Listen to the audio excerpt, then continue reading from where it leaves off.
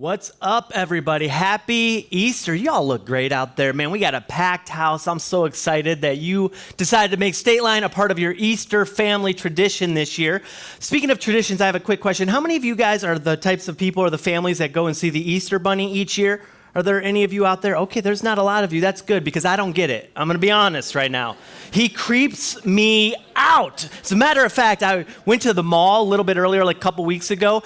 And by the way, the mall, what a ghost town. That's kind of a depressing place to be. And so there was no one there. And I walked by the Easter Bunny. And we had this moment where I looked over and we locked eyes. And he slowly lifted his paw and just started waving at me. And I felt a chill in my spine. I was like, nuh-uh, no way. That is a nefarious creature right there. He is up to no good. And so I just don't get it. I don't even know why people would wait in line to see him. I get the Santa thing, but I know there's other people out there who don't like waiting in the lines. I'm one of those people, if I see a line, I'm like, no, I'm going the other way. But there are some of you that obviously do not mind standing in line. Do you want to know how I know this? Raising Cane's just opened.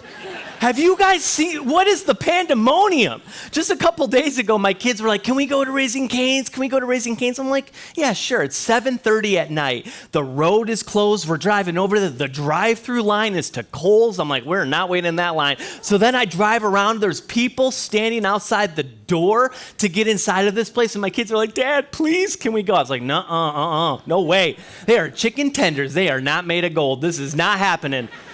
Plus, they named it after Cain. That's the first killer in the Bible. We're going to Chick-fil-A for Christian chicken. That's where we're going right now.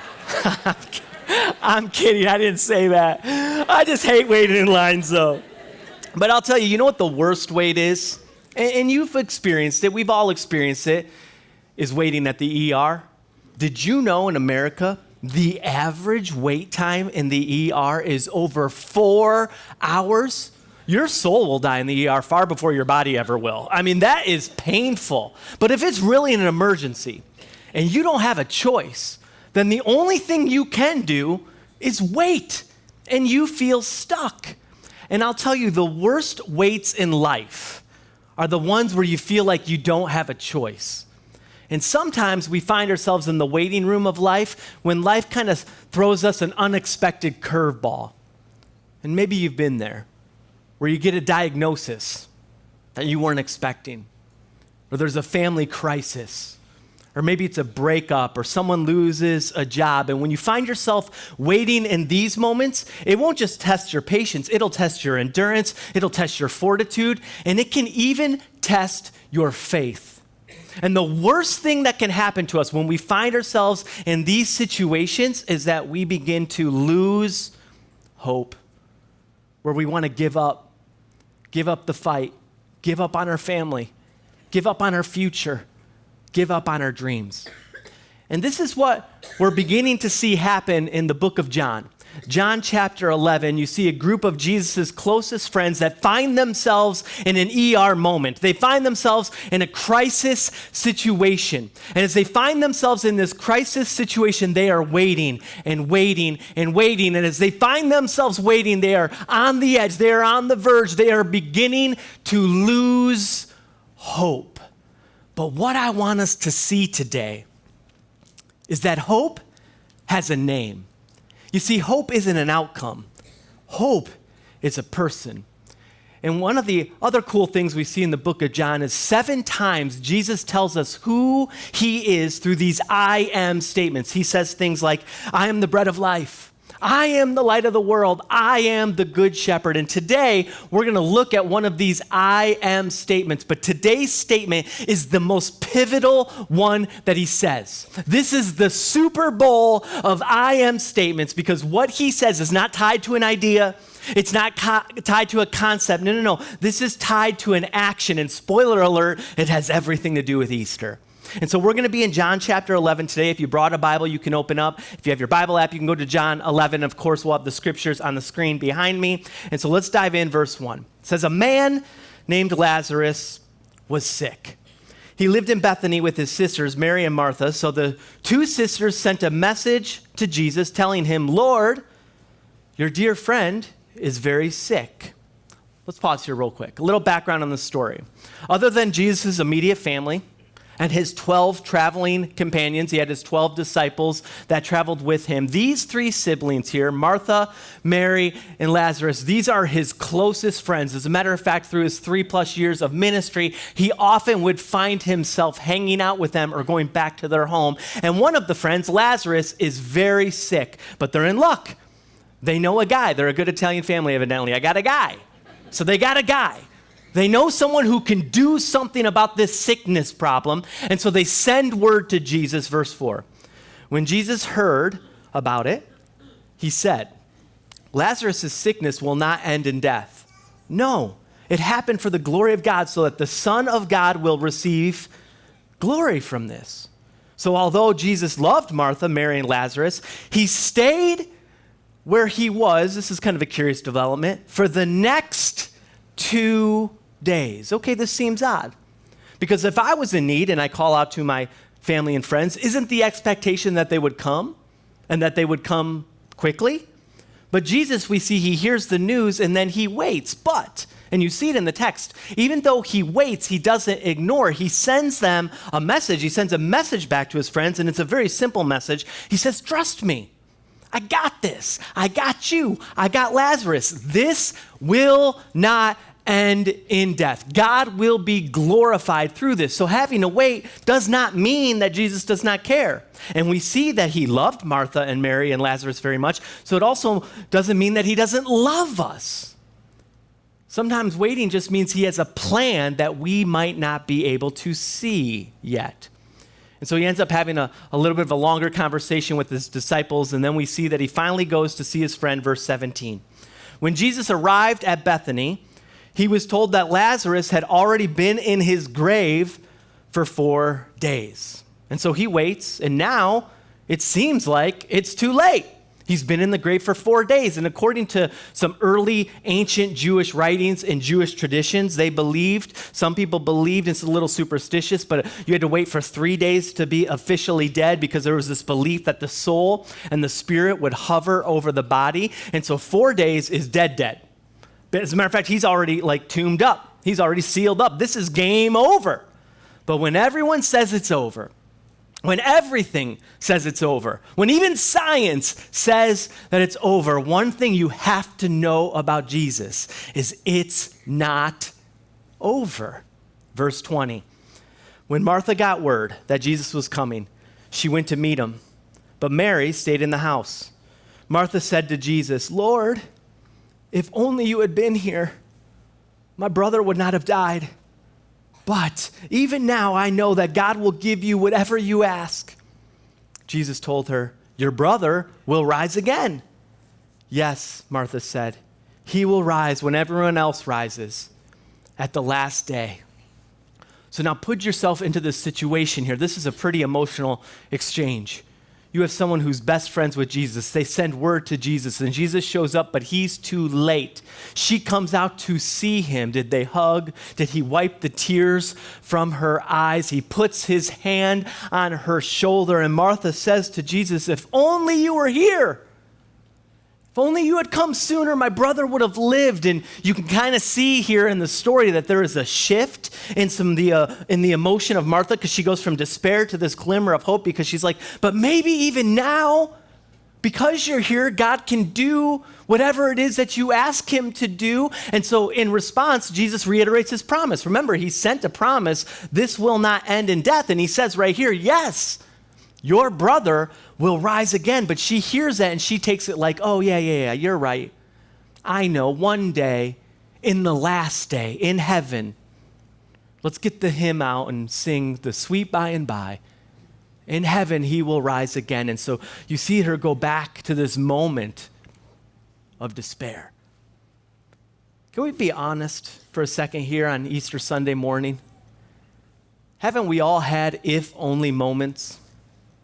I mean, it's a broken world. There's lots of pain and trauma and some dark things that many of us find ourselves going through, where we ask these questions, if only I did, or if only I didn't, or if only you did, or if only you came, or if only they didn't, or if only God. You see, if only is that space of despair, fear, doubt, But I want you to notice something with Jesus here. Jesus doesn't reject our doubts. He doesn't reject our worries. He doesn't reject our sadness. I think this verse is here to give us permission to be honest with God. As a matter of fact, he has pretty broad shoulders. He can carry the weight of the world, which means he can carry the weight of our questions. We can be open and real with him. He wants us to come just as we are with whatever we're dealing with our fears and with our doubts. And it's when we are honest with him that it actually allows him, it opens the door for him to speak truth in life into our stories, into our hearts, into our situation, so that we can get hope, because you'll see that it's out of her heartbreak that Jesus gives the most important I am statement. And this statement is an anchor statement that will hold us. This is one of those anchor statements that will give us a focus when we find ourselves feeling stuck or lost at sea. There was a famous endurance swimmer, a woman by the name of Florence Chadwick. She had swam the English Channel multiple times, and in 1952, she set out to swim from Catalina Island off the coast of California back to the mainland. This is a 26-mile swim. And so she sets off to do this swim, and after about 15 hours, a dense and deep fog set over the waters, and so she couldn't see. The water was frigid. Her body is cold. It begins to lock up. So now she's hurt and she's tired. She's beginning to doubt her progress, and she's not sure if she can make it. And so there was a boat alongside of her, and she begins to beg to be pulled into the boat, to stop, to give up. Well, her mother happened to be in the boat, and her mom, like any good mom does, is like, no, honey, you can do this. You can make it. She's encouraging her. And so she decides to swim for another hour. She hangs on. But finally, her body, it just gave out. And she was pulled into the boat, only to find out she was about 500 meters from the shore.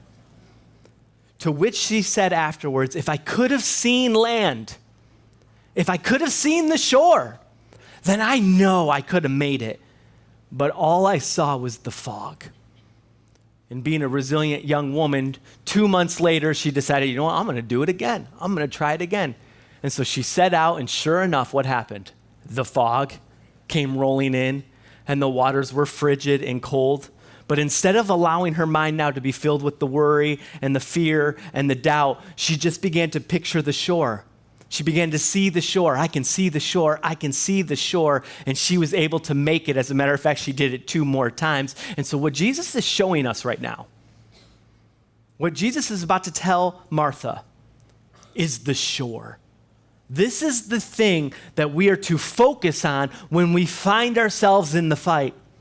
When we find ourselves in the struggle, when you find yourself in the waiting room of life and you're not sure if you can make it, focus on this truth. Jesus says to her, verse 25, I am the resurrection and the life. Anyone who believes in me will live even after dying. Everyone who lives in me and believes in me will never, ever die. Do you believe this, Martha? Jesus is saying that I am the very essence of hope. And notice he doesn't say, I will be resurrection. You're going to have to wait for that. No. He doesn't say, I will be life. No. He's speaking present tense right now in your grief, Martha. Right now in your confusion. Right now in your disappointment. I am the resurrection and the life. I am the hope for your future. You know that sin thing? That's kind of seems to be hanging over all of our heads. I'm going to go to a cross. I'm going to take care of that.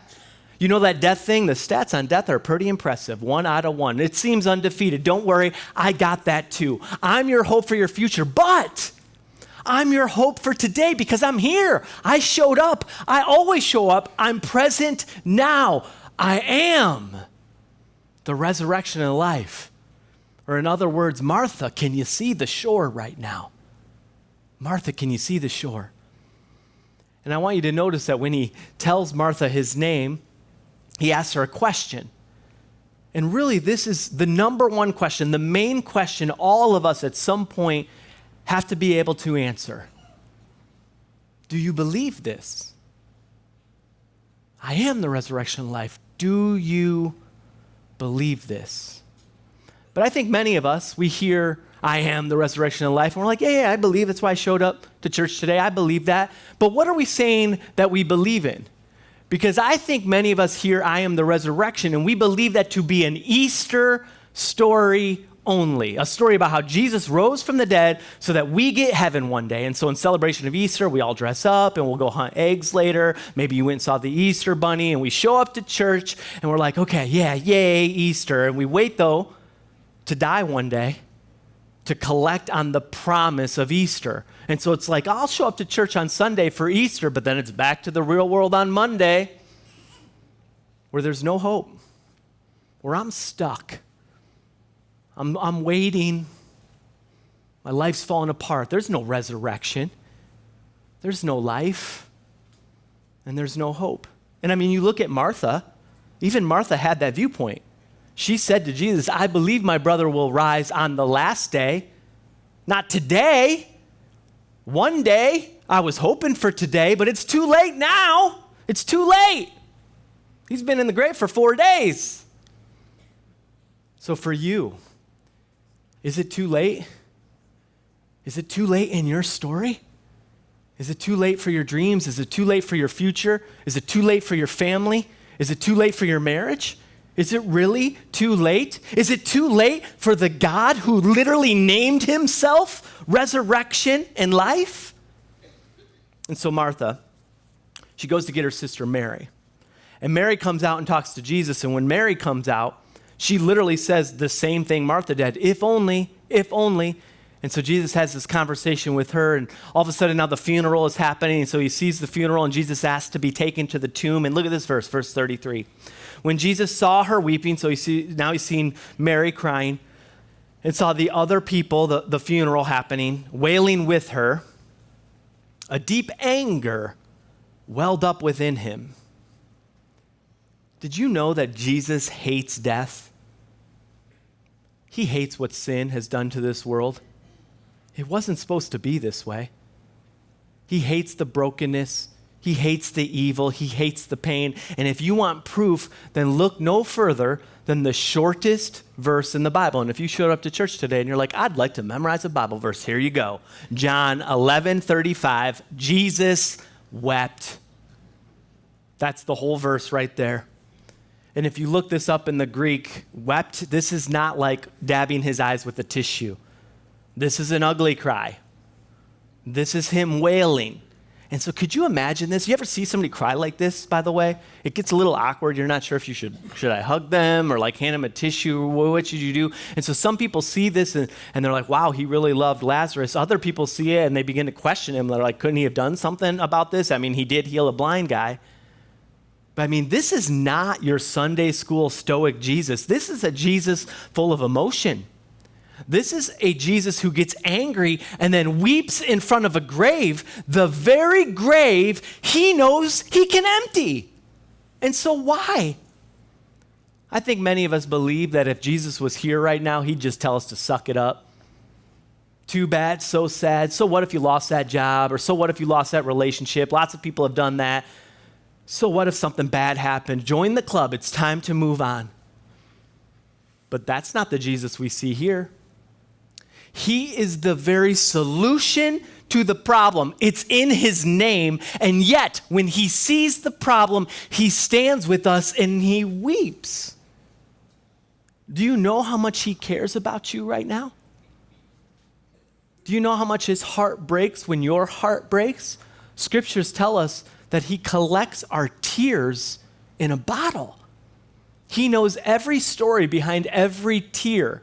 And when we are sad and heartbroken, it moves him, it marks him to action. You see, he doesn't just cry over what death does and say, oh, well, broken world, blame Adam and Eve, their fault.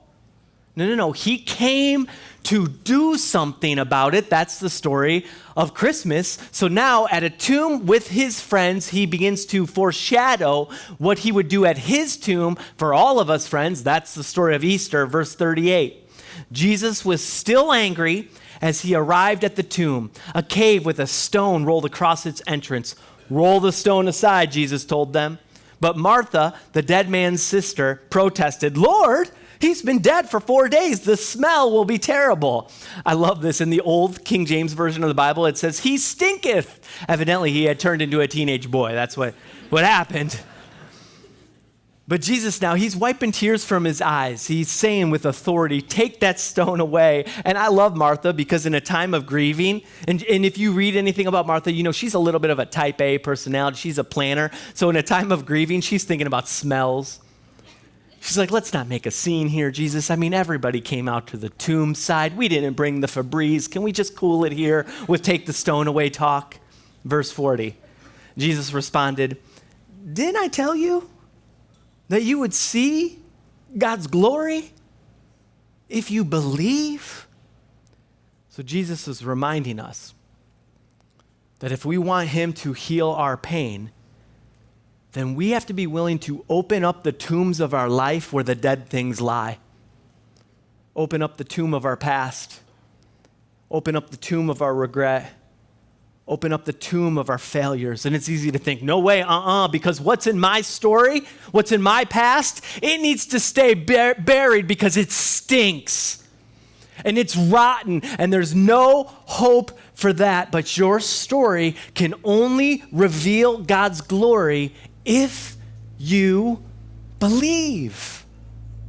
If you believe, you have to open yourself up to him, verse 41. So they rolled the stone aside. Then Jesus looked up to heaven and said, Father, thank you for hearing me. You always hear me, but I said it out loud for the sake of all these people standing here so that they will believe you sent me. So he says a prayer not for what he's about to do, just for those listening so that they would believe. Then Jesus shouted, Lazarus, come out. And the dead man came out. His hands and feet bound in grave clothes, his face wrapped in a headcloth. Jesus told them, unwrap him and let him go. Jesus, with all the authority, all the power over death, looking at the tomb, the rock gets rolled away. And I have to wonder in this moment, if he didn't say Lazarus come out, if he just said come out because of the power he has over death, would tombs from all over the place start to be emptied? Would it turn into a thriller video as all of these dead bodies start coming to life? Because that's how much power and authority over death that Jesus has. And so now are people freaking out? Are they like, what's happening right now? What did that conversation look like? Are they hugging? Are they crying? And Jesus, he's so chill. He's just like, somebody should probably unwrap him. Hey man, you need a shower. You stink. And if you fast forward to the very first Easter Sunday, no one had to call Jesus out of his tomb. Nobody had to unwrap Jesus. Jesus came out all by himself. Jesus unwrapped himself because resurrection is not an event. Resurrection is not an Easter-only thing. Resurrection is a person. Resurrection did not happen to Jesus. Jesus is the resurrection and the life. Yes, he is our hope for tomorrow. Only Jesus can free us from sin, that sin thing that makes us dead. Only he can bring us back to life. He is the seal, the guarantee of eternity. He is the one that can give us eternal life, but he is also resurrection and life for today because he's alive and he's present and he always shows up. He is hope right now. Let me ask you a question. Can you see the shore? But my guess is many of us can only see the fog in our life. Many of us might be able to only feel the cold water. And we might be tempted to quit our swim, to give up on our dreams or our goals, give up even on our faith. But don't give up. Because I know the swim might be hard. And I know some of you have some real challenges. But I truly believe that no matter what you're going through, that if you can see the shore, if you could see Jesus, I know you can make it. And so do you believe that he is right now present tense with you and at work in your life? That right now he is with you as you're fighting that addiction.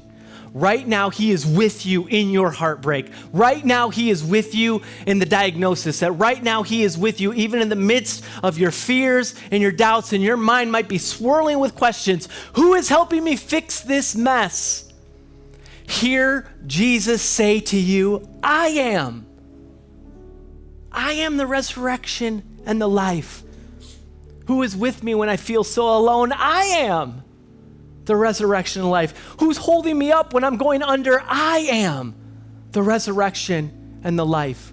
Who is able to heal this pain? I am the resurrection and life. Who is capable of forgiving me after all I've done? I am the resurrection and the life. Who is real in this world full of fakes and phonies? I am the resurrection and the life. Do you believe this? And so as the band comes out, you have to know that right now he's present. He is not distant. He's not somewhere else. He's right here, and he can move in your life and move in your story. He knows what you're going through.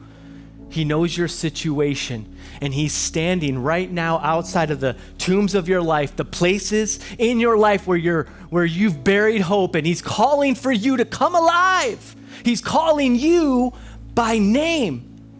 But you don't have to take my word for it, because all throughout this room there are stories where Jesus has come into their situation, entered into their story, and turned their life around.